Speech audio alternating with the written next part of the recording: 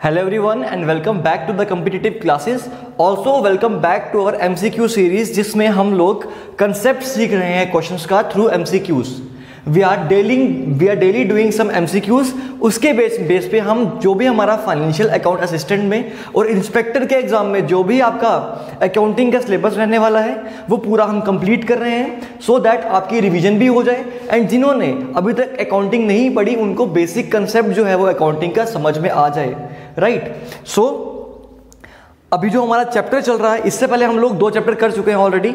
एक चैप्टर हम पढ़ चुके हैं accounting information introduction to the financial accounting और दूसरा है हमारे पास प्रिंसिपल्स ऑफ अकाउंटिंग.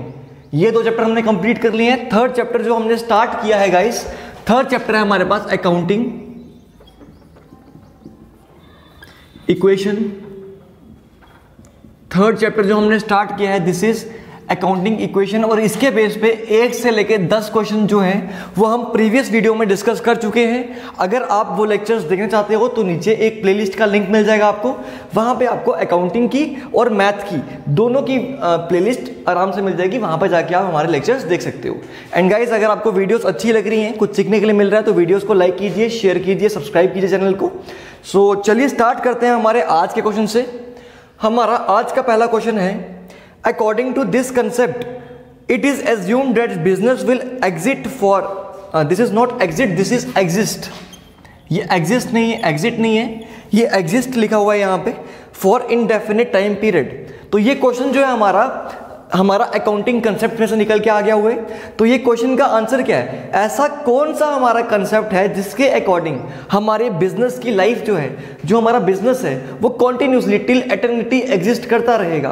तो ये कंसेप्ट हमारा कौन सा है students? This is going concern concept. This is what? This is going concern concept. ये पहले भी मैं आपके साथ डिस्कस कर चुका हूँ. ठीक है. तो इसका आंसर जो आएगा वो आएगा क्वेश्चन नंबर 11 का आंसर जो है this is going concern concept. Move करते हैं हम क्वेश्चन नंबर 12 पे. Question number 12 is assets is equal to liability minus what? Assets is equal to liability minus what? Minus तो नहीं आ सकता यहां पे, ये इस तरह से होगा assets minus liability is equal to what. ठीक है. Assets minus liability is equal to what? ठीक है. तो आप सब ये अच्छे से जानते हो कि हमारी अकाउंटिंग इक्वेशन कहती है कि assets is equal to liability plus capital. हमारी अकाउंटिंग इक्वेशन है it says assets is equal to liability plus capital. अब आपको लाइबिलिटी को यहां भेज दिया, आप लोगों ने लाइबिलिटी को यहां भेज दिया तो एसेट्स माइनस लाइबिलिटी क्या निकल के आएगी आपकी? This will be equal to your capital. This will be equal to your capital. चलिए तो क्वेश्चन नंबर 12 जो है इसका आंसर निकल के आ जाएगा आपका capital. This will B capital. Move करते हैं हम अपने क्वेश्चन नंबर 13 के ऊपर. इफ एसेट्स आर 8000, एसेट्स कितने हैं हमारे? एसेट्स हैं हमारे 8000. ठीक है. फिर क्या हुआ हमारे पास कैपिटल है हमारी कितनी? कैपिटल है हमारी कितनी? 6000. कैपिटल है कितनी? 6000. तो पूछा है लाइबिलिटीज कितनी है? तो पूछा है लाइबिलिटीज कितनी होंगी तो कुछ नहीं, आपको 3 में से 2 चीजें यहाँ पे गिवन है. 3 कंपोनेंट्स में से जो 3 आपकी डिजिट्स हैं, 3 आपके एलिमेंट्स हैं, 3 एलिमेंट्स में से आपको 2 एलिमेंट्स यहाँ पे गिवन है. यहाँ से आप डायरेक्टली क्या निकाल सकते हो? अपने अकाउंट्स की वैल्यू, सॉरी अपने लाइबिलिटीज की वैल्यू क्या करोगे? लाइबिलिटीज को यहाँ भेजोगे, कैपिटल को यहाँ भेजोगे. तो 8000 minus 6000 is equal to liability. That means liability किसके इक्वल हुई? Liability will be equal to 2000. Liabilities कितनी निकल के आ जाएंगी हमारी? 2000 के इक्वल निकल के आ जाएंगी. तो हमारा option B will be the right answer. Option B will be the right answer. This will be the question number 13th. Right. चलिए नेक्स्ट क्वेश्चन पे मूव करते हैं हम. The accounting equation represent. Accounting equation जो है वो क्या represent करती है? What does accounting equation represents? तो अगर आपको ये नहीं पता तो चलिए एक बार ऑप्शंस को रीड करते हैं, फिर चेक करते हैं कि हम अकाउंटिंग इक्वेशन जो है वो किसको रिप्रेजेंट करती है. तो resources are allocated at cost price. हमारे रिसोर्सेज क्या होते हैं? हमारे रिसोर्सेज देखो, एक होते हैं हमारे क्या? एक होते हैं हमारे एसेट्स और दूसरी क्या होते हैं हमारे रिसोर्सेज, रिसोर्सेज यानी रिसोर्सेज एक तो हमारे होते हैं कैपिटल और दूसरी क्या होती है लाइबिलिटी। ठीक है, एक रिसोर्स हमारा क्या है कैपिटल। रिसोर्स यानी किस रिसोर्स से, ऐसी क्या चीज है जिससे हम क्या करते हैं बिजनेस में फंडिंग करते हैं। So this is basically the source of funding. तो हमारे सोर्स ऑफ फंडिंग क्या है, एक है हमारे पास कैपिटल और एक है हमारे पास लाइबिलिटी। तो हमसे ये पूछा जा रहा है कि क्या हम एसेट्स को कॉस्ट प्राइस पे, हम यहां पे क्या लिखा है, यहां पे हमारे पास मेंशन्ड है कि resources are allocated at cost price. जो हमारे रिसोर्सेज हैं उनको हम कॉस्ट प्राइस पे एलोकेट करते हैं। जी नहीं, मैंने शायद ये उल्टा बोल दिया। यहाँ पे रिसोर्सेज आपके एसेट्स होते हैं, सॉरी, रिसोर्सेज आपके एसेट्स होते हैं। तो क्या आप एसेट्स को कॉस्ट प्राइस पे मेंशन करते हो, क्या आप इसको कॉस्ट प्राइस पे रिकॉर्ड करते हो? जी नहीं, हम इसको कॉस्ट प्राइस पे रिकॉर्ड नहीं करते। Owners gives money for the business. Owner जो है वो मनी देता है बिजनेस के लिए, वो तो देता है, लेकिन क्या हमारी अकाउंटिंग इक्वेशन इसको रिप्रेजेंट करती है? जी नहीं, वो इसको भी रिप्रेजेंट नहीं करती। नेक्स्ट है resources in the business are equal to source of the business. हमारे जो रिसोर्सेज हैं क्या वो सोर्स के इक्वल है? तो मैंने आपको क्या बताया, हमारे जो रिसोर्स हैं, हमारे जो रिसोर्स हैं वो क्या है, हमारे एसेट्स हैं। जो हमारे रिसोर्स है वो क्या है, एसेट्स हैं। और इन एसेट्स का सोर्स क्या है, इन एसेट्स का सोर्स क्या है? एक तो कैपिटल, ये एसेट्स जो हमारे पास बनते हैं वो कहां से बनते हैं? एक जो कि ऑनर ने खुद से इन्वेस्टमेंट की हो, और दूसरा क्या होता है जो उसने लाइबिलिटीज ले ली हो, जो उसने लाइबिलिटीज ली हो। तो this is your resource and this is your source. तो क्या अकाउंटिंग इक्वेशन ये रिप्रेजेंट करती है कि हमारी रिसोर्स जो है वो सोर्स के इक्वल है? तो जी हाँ, एसेट्स जो होते हैं वो कैपिटल प्लस लाइबिलिटी के इक्वल होते हैं। Assets are equal to capital plus liability, so hence it represents that resources are equal to sources. तो इट रिप्रेजेंट्स 40th का आंसर क्या है, sources are equal to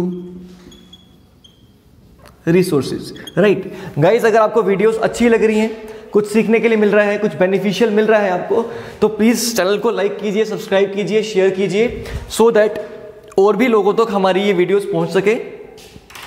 next question पे move करते हैं हम। हमारा आज का क्वेश्चन नंबर 15 है। क्वेश्चन नंबर 15 है, क्वेश्चन नंबर 15 है, purchase of goods on credit will effect.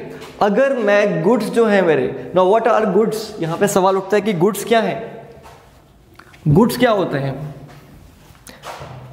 Goods वो चीजें हैं जिसमें बिजनेस डील करता है। Goods are the things in which business deals, जिसमें हम सेल एंड परचेज करते हैं। जैसे मेरा पेन का बिजनेस है, मैं स्टेशनरी की सेल एंड परचेज करता हूं, तो मेरे लिए गुड्स क्या होगा, मेरे लिए गुड्स जो है वो क्या है, स्टेशनरी है। और बाकी सब चीजें मेरे लिए एसेट्स हैं। बाकी सब चीजें क्या है मेरे लिए, बाकी सब चीजें मेरे लिए क्लियरली एसेट है। ऑन द अदर हैंड, अगर मेरा कोई फर्नीचर का बिजनेस है, मेरा कोई फर्नीचर का बिजनेस है, तो मेरे लिए फर्नीचर क्या है, मेरे लिए फर्नीचर जो है वो एक गुड की आइटम है, दैट इज गुड्स। तो कहा हुआ है हमको यहाँ पे purchase of goods on credit, आप गुड्स को क्रेडिट पे परचेज कर रहे हो। तो आपको पता है आपकी अकाउंटिंग इक्वेशन क्या होती है, अकाउंटिंग इक्वेशन होती है assets is equal to capital plus liability. तो अगर आप गुड्स को क्रेडिट पे परचेज कर रहे हो तो आपका एक एसेट इंक्रीज हो जाएगा। क्या इंक्रीज हो जाएगा, स्टॉक इंक्रीज हो जाएगी। ठीक है, आपकी स्टॉक क्या हो जाएगी, इंक्रीज हो जाएगी, या परचेजेस बोल सकते हो, परचेजेस इंक्रीज हो जाएंगी आपकी। इसके अलावा आपको क्या कहा हुआ, आपका एक लाइबिलिटी भी इंक्रीज हो जाएगी। जब आप उधार पे सामान खरीद रहे हो गाइस, जब आप लोग उधार पे सामान खरीद रहे हो तो आपकी एक लाइबिलिटी भी इंक्रीज हो जाएगी। वो लाइबिलिटी को क्या बोलेंगे स्टूडेंट्स, हम उस लाइबिलिटी को हम बोलेंगे क्रेडिटर्स। तो अगर हम लोग बोल रहे हैं कि हम परचेज कर रहे हैं गुड्स को क्रेडिट पे, तो उसका अकाउंटिंग इक्वेशन पे क्या इंपैक्ट पड़ेगा, एसेट्स प्लस लाइबिलिटीज प्लस। ठीक है, हमारी एसेट्स भी इंक्रीज हो रहे हैं और हमारी लाइबिलिटीज भी इंक्रीज हो रही हैं। ऑप्शंस देखते हैं एक बार। ऑप्शंस में लिखा हुआ है इट विल इफेक्ट व्हाट, ये किसको इफेक्ट करेगा, कैश और गुड को। ये इफेक्ट कर रहा है हमारा एक तो गुड्स को और एक तो लाइबिलिटीज को, एक तो क्रेडिटर को। तो ये आंसर नहीं है। Cash good and creditor, cash को, गुड को और क्रेडिटर को, क्या तीनों को इफेक्ट करेगा? नहीं, ये सिर्फ दो चीज़ों को इफेक्ट कर रहा है। तीसरा है हमारे पास कैश एंड क्रेडिटर, क्या ये कैश और क्रेडिटर को इफेक्ट कर रहा है? जी नहीं, ये कैश और क्रेडिटर को नहीं कर रहा, ये गुड्स को, इसको गुड्स बोल लो आप, ये गुड्स को और क्रेडिटर को इफेक्ट कर रहा है। लास्ट आपके पास कैश क्रेडिटर,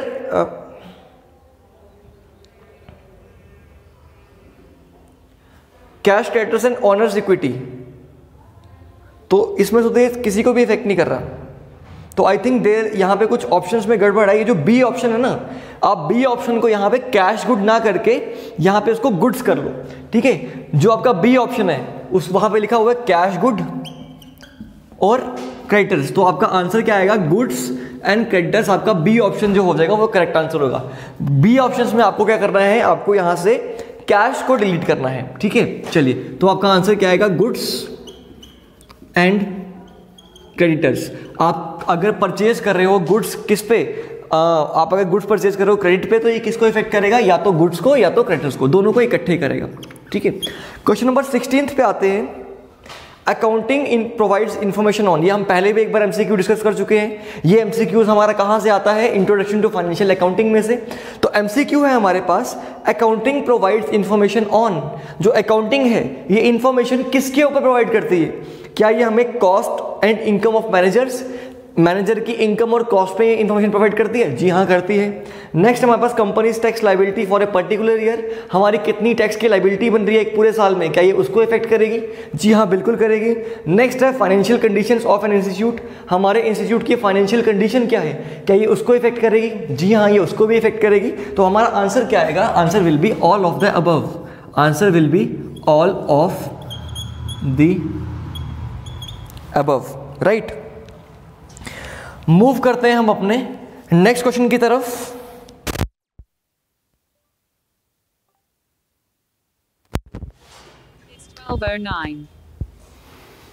नेक्स्ट है हमारे पास क्वेश्चन नंबर 17। क्वेश्चन नंबर 17 पे मूव करते हैं। क्वेश्चन नंबर 17 है हमारा, patents, copyrights and trademarks are. जो हमारे पेटेंट्स हैं, जो हमारे कॉपीराइट्स हैं और जो हमारे ट्रेडमार्क्स हैं, पेटेंट्स, कॉपीराइट्स एंड ट्रेडमार्क्स, आप जानते हो पेटेंट्स क्या होते हैं? आपने अगर कोई मेडिसिन बनाई है, एक मेडिकल कंपनी है, उसने कोई मेडिसिन बनाई है, तो वो जो मेडिसिन है वो सिर्फ वही मैन्युफैक्चर कर पाए, उसके लिए वो उसको पेटेंट करवाती है।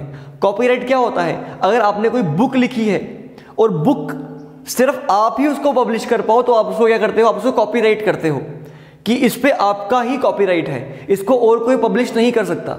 इसके अलावा आपका जो ट्रेडमार्क है, that is the logo of the business, जो स्टैंप होती है बिजनेस की, दैट इज अ ट्रेडमार्क। तो ये सभी क्या हैं? ये सभी हमारे इनटेंजिबल एसेट्स होते हैं। ये सभी क्या हैं? हमारे इनटेंजिबल एसेट्स होते हैं। तो ऑप्शन है current assets, fixed assets, intangible assets या इन्वेस्टमेंट। तो आपका आंसर क्या आएगा स्टूडेंट्स? यहाँ पे आंसर आएगा 17th क्वेश्चन का, this will B intangible asset.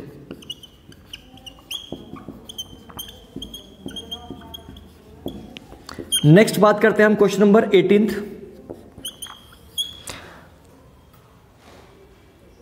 Question number 18 में मुझे कुछ प्रॉब्लम लग रही है तो मैं इसको स्किप कर रहा हूं, तो I am going towards question number 19 directly. मैं क्वेश्चन नंबर 19 पे आ रहा हूं। क्वेश्चन नंबर 19 है, the accounting equation shows on A company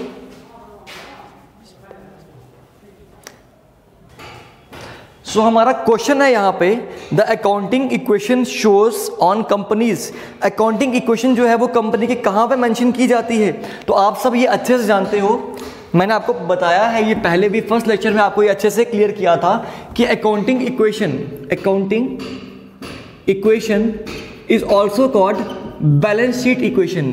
इसको हम बैलेंस शीट इक्वेशन भी कहते हैं, बिकॉज जब हम लोग फाइनल अकाउंट्स बनाते हैं तो हम इस तरफ पे क्या लिखते हैं? इस तरफ पे लिखते हैं लाइबिलिटीज और इस तरफ लिखते हैं एसेट्स, और हमारा एसेट्स और लाइबिलिटीज का टोटल जो है वो इक्वल आना चाहिए। तो दिस इज अ लाइबिलिटीज में हमारा क्या आ जाता है? कैपिटल प्लस लाइबिलिटीज, और एसेट्स हमारे एसेट्स में आते हैं। तो this is called balance sheet equation. तो इसीलिए ये कहाँ पे शो होती है? This is shown on companies balance sheet. ये कहाँ शो होती है? आपकी बैलेंस शीट में। क्वेश्चन नंबर 20 पे आते हैं, which of the following will cause honours equity increase. इनमें से क्या है जो ऑनर की इक्विटी यानी ऑनर की कैपिटल को इंक्रीज कर जाएगा? इसमें से कौन सी चीज़ है जो कि हमारी कैपिटल को इंक्रीज करती है? तो क्वेश्चन है आपके पास, ऑप्शन है आपके पास, क्या ऑप्शन है? एक्सपेंस। क्या एक्सपेंस हमारी कैपिटल को इंक्रीज करता है? जी नहीं, एक्सपेंस हमारी कैपिटल को डिक्रीज करते हैं। देन है ऑनर्स ड्राइंग, जो ड्राइंग्स कर रहा है, जी नहीं, वो भी हमारी कैपिटल को डिक्रीज करते हैं। अच्छा, मैंने आपको ये पढ़ाते हुए बताया था that capital is increased by profit, capital is increased by profit and decreased by loss. तो जब प्रॉफिट हो रहा है, प्रॉफिट का दूसरा नाम क्या है? रेवेन्यू। तो रेवेन्यू जो है दैट इंक्रीजेज अवर कैपिटल। तो इसका आंसर क्या आ जाएगा? रेवेन्यू। ठीक है, हमारा ऑप्शन नंबर क्या आ जाएगा इसमें? ऑप्शन आ जाएगा इसमें हमारा C, option C will be revenue and this increases our profit. ठीक है, सो ये थे हमारे आज के 10 क्वेश्चन। एक क्वेश्चन मैंने आपको यहाँ से स्किप करवाया बिकॉज उस क्वेश्चन में कुछ प्रॉब्लम लग रही थी, उसको करेक्ट करके मैं आपको नेक्स्ट लेक्चर में कुछ एक्स्ट्रा क्वेश्चंस करवा दूंगा एंड हम ट्राई करेंगे इस चैप्टर के भी हम अराउंड 30 to 40 क्वेश्चंस कंप्लीट कर लें। सो आज के लेक्चर में गाइस इतना ही। आई होप आपको वीडियो फ्रूटफुल लगी होगी। जिन्होंने भी अकाउंटेंसी थोड़ी सी भी पढ़ी है उनको ये चीज़ें जो है वो अच्छे से क्लियर हो गई होंगी एंड जिन्होंने नहीं भी पढ़ी उनके लिए भी ये बेनिफिशियल रही होगी, सो दैट उनको बेसिक कंसेप्ट जो है वो क्लियर हुआ होंगे। So this was all from today. Thank you very much guys, all the best.